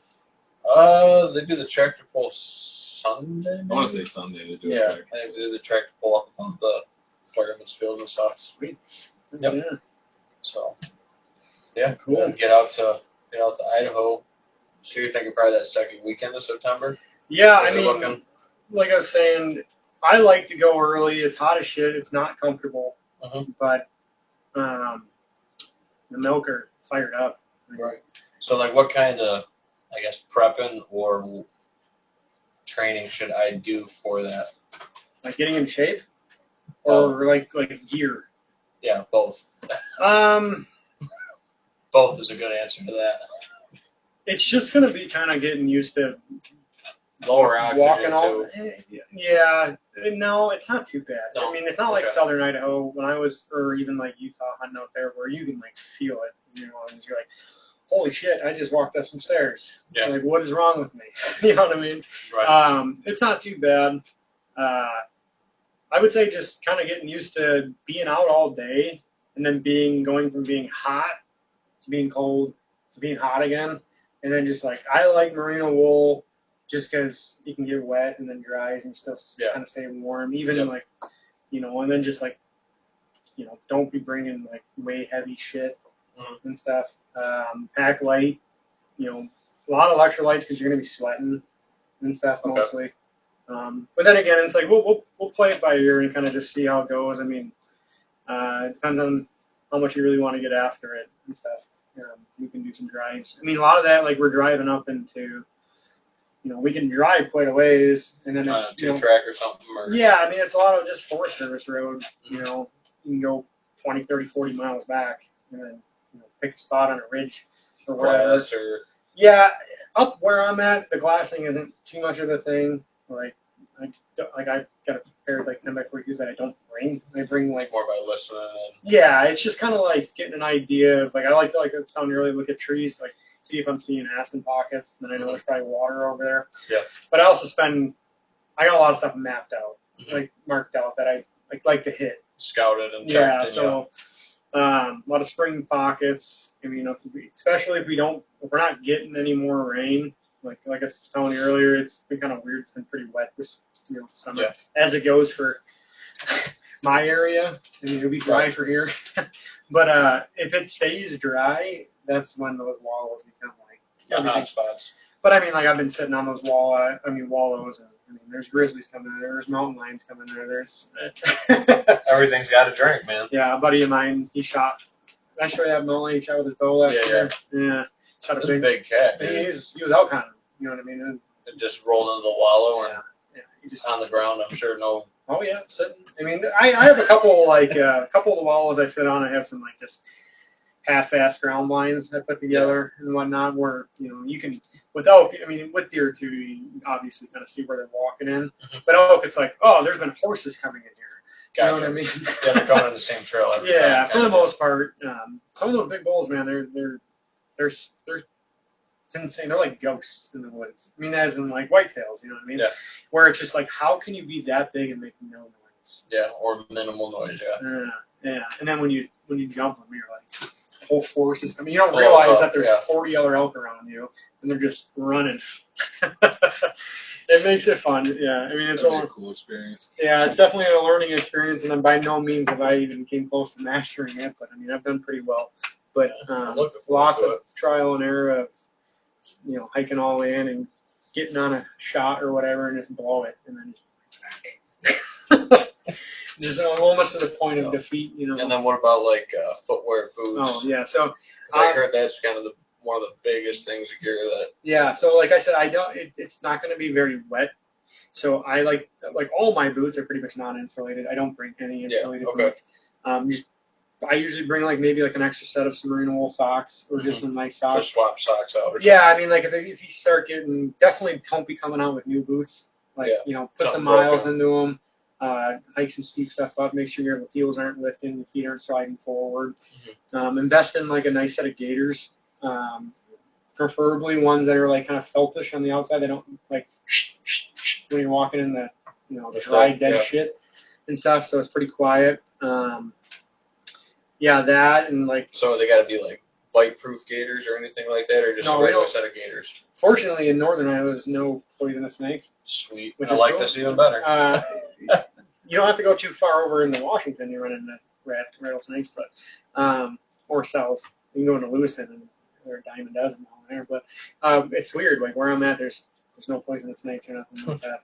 I think it's because our winters are too. I don't know. I don't really know why it is like Just that. the climate and the habitat, maybe. It's a totally different zonage. You know what I mean? Yep. But yeah. So some lightweight gear because you're going to be carrying. I mean, you're going to be carrying your water. I don't really do hydro packs. I like to carry bottled water, and then I have like a Stericon or whatever. I never really need it, but it's there. It's just in the bottom of my pack. I bring like liquid IVs and stuff. Those are huge when you'll start feeling stuff like kind of back. Yeah, you'll start feeling kind of lightheaded and stuff, and kind of fatigued and weak and stuff. And to be honest, like stuff like a Snickers bar helps. Yeah, something with some calories. With some sugar and calories. I mean, I use blood sugar back up. exactly, and like I'll do that kind of thing, like like packing something out. Yeah. Like when you start Take to feel a break and fatigued. I've got no problem with that candy. Heck yeah, candy man. On the tree stand, I'm pretty sure he's one of the little Debbie guys. Just Christmas, the little Debbie Christmas tree, just like that. What the hell is that? He's got like frosting on his fingers. It's hilarious. Yeah, stuff like but definitely don't start the day with that kind of stuff because you're gonna crash so quick. Yeah. You know what I mean? Like, try to make a good breakfast in the morning. We'll probably leave the house probably 4 in the morning, maybe earlier depending how far we want to drive to get up to go. Listen and it's mostly a lot of that too. It's kind of getting to a spot, nowadays I don't even really call.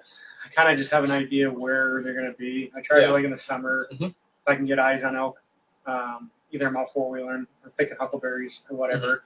If I can kind of find a herd of elk, I don't follow them or get close or try to bump them. I just kind of drop a pin, watch and listen, and then I'll come back a few weeks later, and if they're still like fresh shit on the ground or something, I'm like, okay, they're kind of hanging out here. Yeah. So there's a good chance, you know, come in a couple months, that they might still be there. They might not either, though. And it's like anything. Yeah. It's not like you can't really pattern too well. You can get an idea, right? For sure. But I mean, it also takes one Yahoo from California to come Blow in. them out, and they're 2 drainages over, and 20, 40 miles, you know, and you just disappear, and then you never see them again until the end of the season. Maybe if they didn't get killed by somebody else, that's 20 miles away. Because I mean, I've killed shit where it's just been like, oh, hey, did not expect you to be here, because they probably got blown off from somewhere else, and it's just, you know, it's a luck of the draw kind of, you know, situation wise. But I don't want to paint it as a picture that it's that populated, because it's not. It really isn't. Easy to access places that guys are road hunting can be. But if you're willing to do a little bit of work and kind of get out there a little bit, you'll never even hear a shot. I mean, like, you won't hear people, you won't see people. I mean, it's you're in the middle of nowhere. Yeah. Pretty easy to turn on. So yeah. So lightweight day pack, for sure. Maybe if you got like I got a smaller bag, like a Kuiu bag, but I mean I packed a full deer out in it and stuff, and you know, put a couple elk quarters in there and do a couple trips, whatnot. But like, you don't need to get crazy. Like, I wouldn't really maybe bring like one set of something for in case it gets wet, because it does sometimes rain. And honestly, whatever you don't have, you can use what I have. I mean, that's what's nice too. So yeah, I mean, yeah, leave your big old binoculars at home. Bring your smaller shit. Yeah, 10 by 42 is more than plenty. Really want to help start getting good at blowing diaphragms for cow calling. You want to start bugling. That's, I mean, realistically, partner hunting and archery for elk is your odds are so much better shooting something, because I'd have you sit back, you know, 50, 60 yards behind me and just start calling. Yeah, and that way, if you might get a circler, you might get them coming in frontwards, or whatever. It's just, they kind of like tend to get right to that, you know, thicket line where it's just death. You know, it's just like, you're never going to get a shot. Yep. And then we'll just hold up there. But if I can get in front of that, and have you adjacent to or adjacent or a lane, and then have you way back behind, and then like throwing a call over your shoulder and stuff. Trying to pull them through. Exactly. And yeah, that's kind of the key for that. But I mean, so like what I do, like for my bugle, like carry a bugle too, I'm not the best diaphragm caller, and I mean, I can do all right cow calls, but that's a common tactic with turkeys. Yeah. Call them through a spot, especially if they hang. Have a guy just hang out, you know, that's the play. 60 yards in front of you and try and get that bird. 'Cause they always hang up at like that 80-yard mark. Yeah. So I've heard that they're like deer turkeys, basically. There's a lot more vocalization when you're hunting them. There's a lot more. Oh, where am I? Elk. Elk versus Oh, yeah, I've heard that too. People like to say that as well as like hunting turkeys, like kind of like hunting elk and whatnot. Yeah, they don't live in the same areas. No. I'll tell you, but yeah, like when I'm bugling, I'll actually, I have like a tube, right? And I'll throw that over my shoulder, and then I'll rip it so it's behind me. So same kind of deal, but having a partner that can call pretty well, and even if you're carrying, so it's just like a mouth diaphragm, like a turkey diaphragm. If you're already good at doing diaphragms, you'll be awesome at doing elk calls. I'm not that great, so I carry like a little Phelps kind of. It looks like a duck call for like cows and stuff. So like I carry that around my neck, and that's just a quick hit on that. I don't have anything elk-wise. I wouldn't even worry. I mean, honestly, I wouldn't worry about it. I mean, it's not that bad. And if you want me to start learning, I'll start ripping on a diaphragm. You want to go spend like $5-6 bucks? I mean, I'm not like gonna enter any turkey calling competitions, but I'm okay with a mouth call. I guarantee you, you're light years better than me. Okay. But yeah, if you want to go spend $5-6 bucks, get yourself a pack of diaphragms and. Oh yeah, $5-6 bucks. Yeah, I mean, go get yourself a pack of diaphragms and then annoy the shit out of your wife for a while, because it is on a the drive, high pitch. On the drive to and from the work. Yeah, you're gonna be like, that sounds ear-piercingly shitty. You're doing good. If you gotta open the windows in your truck, you're doing great. All right. But yeah. All right. Anyways. All right, man. That was good. Wrap it up. Yeah. Sounds good. Now I hope to see Brandon tomorrow. Yeah. Brandon will be around. I'm sure he called me. I'm sure he's probably wondering how much fish to bring. Hope he doesn't bring too much. Oh boy. Bring some of that green perch down. Yeah. And the bronze bass. The brown bass. All right, man. So thank everyone for tuning in, and we'll catch y'all next time down here at the bar. Cheers. See ya.